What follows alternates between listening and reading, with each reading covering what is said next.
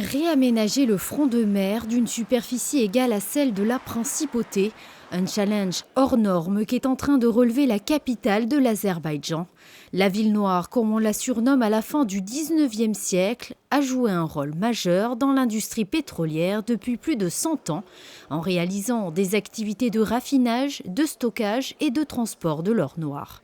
Aujourd'hui, c'est une occasion unique de réhabiliter cette zone industrielle de la ville.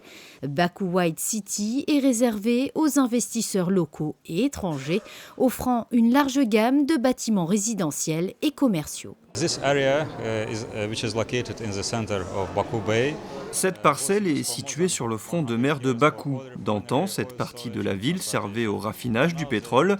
Aujourd'hui, tout a été désaffecté. La totalité se transforme donc en un grand projet de 2 km² environ afin d'accueillir 50 000 habitations et 40 000 travailleurs. 50,000 people is going to live. About 48,000 people will work here.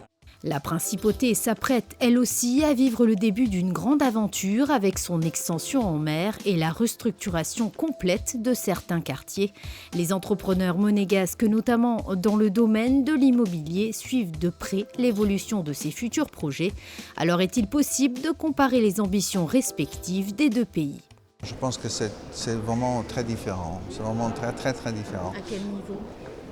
Disons que d'abord, la clientèle de Monaco est une clientèle différente. Ce n'est pas du tout la même clientèle. C'est vraiment deux modes de vie différents. Peut-être que finalement, ce n'est pas complètement insensé. Bien évidemment, ça c'est un projet qui est né il y a quelques années, dans une période où il y avait un boom économique dû au pétrole. Et c'est une période pendant laquelle tout le monde a été très optimiste et a vu très grand. Donc d'ailleurs, ils ont construit beaucoup à Bakou, surtout ces 5 dernières années. Baku White City est basé sur 3 principes fondamentaux, tels que le développement social, économique, mais surtout environnemental.